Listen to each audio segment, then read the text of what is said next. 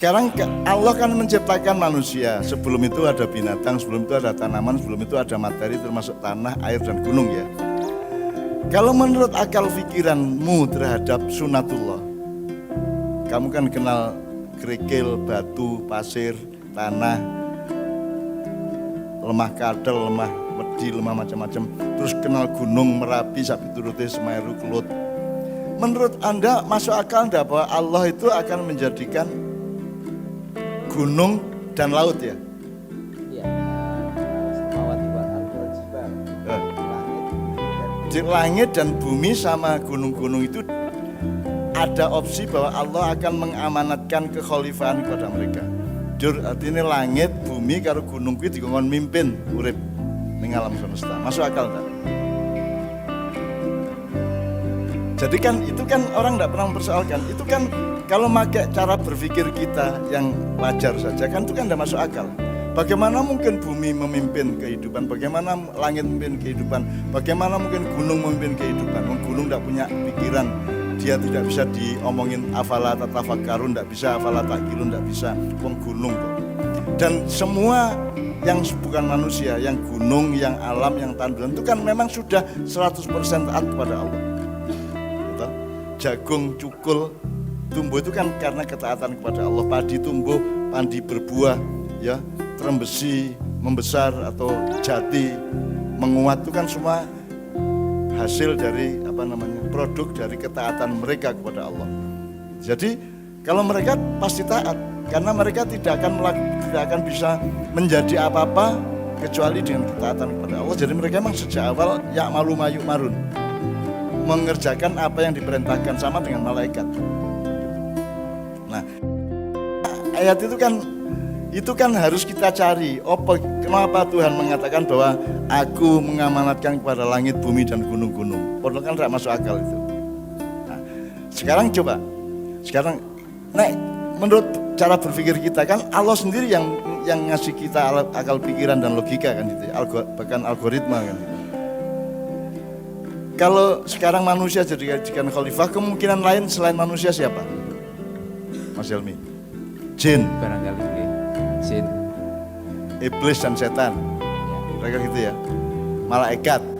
Saya kan yang paling ampuh kan malaikat gitu, dengan beres kan gitu kan, gitu kan. Berarti jadi iblis tadi itu sebenarnya dia memang tidak setuju sama pengkhalifahan manusia atau dia tuh dengki kepada manusia, kepada Adam, sehingga terus ngelek-elek Adam, ngelek-elek manusia kan gitu. Itu kan jadi itu peristiwa yang harus kita persepsi, harus kita dadaburi bersama.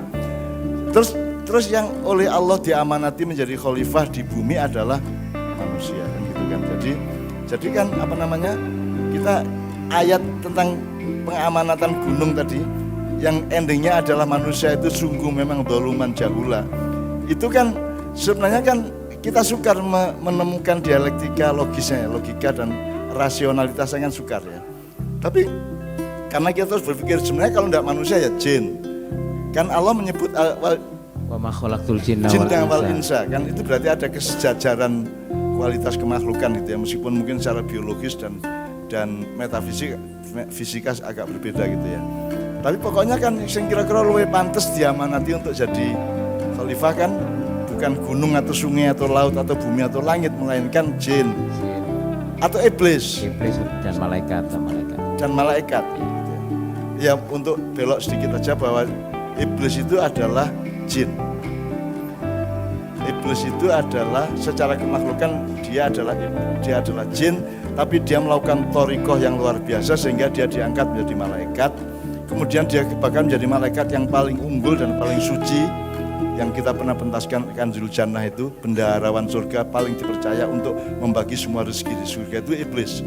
Sebelum dia menolak penciptaan Adam dan pengkhalifahan manusia di bumi kan. Jadi ya kembali ke jadi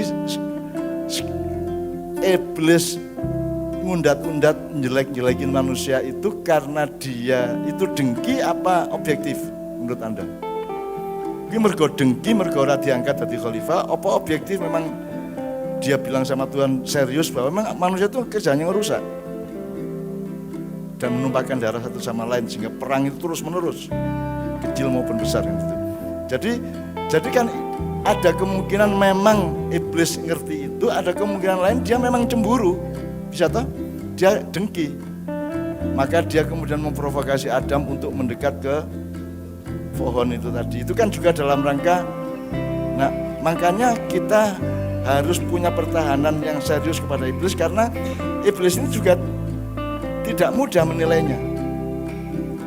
Disebut objektif yang benar kan omongan iblis lagi disebut benar ya benar, jangan mengusah asu bajingan toh, gitu.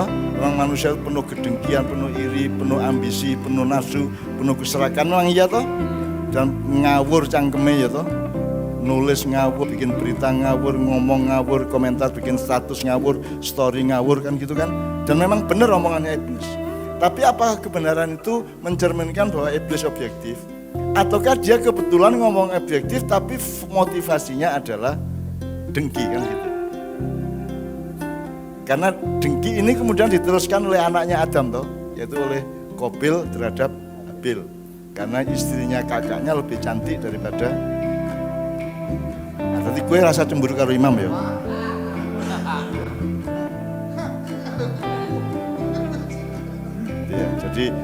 Ya, jadi salah satu yang memang akan menghancurkan manusia itu adalah kalau kita hasad atau dengki atau sampai saya itu mencatat Mas Helmi.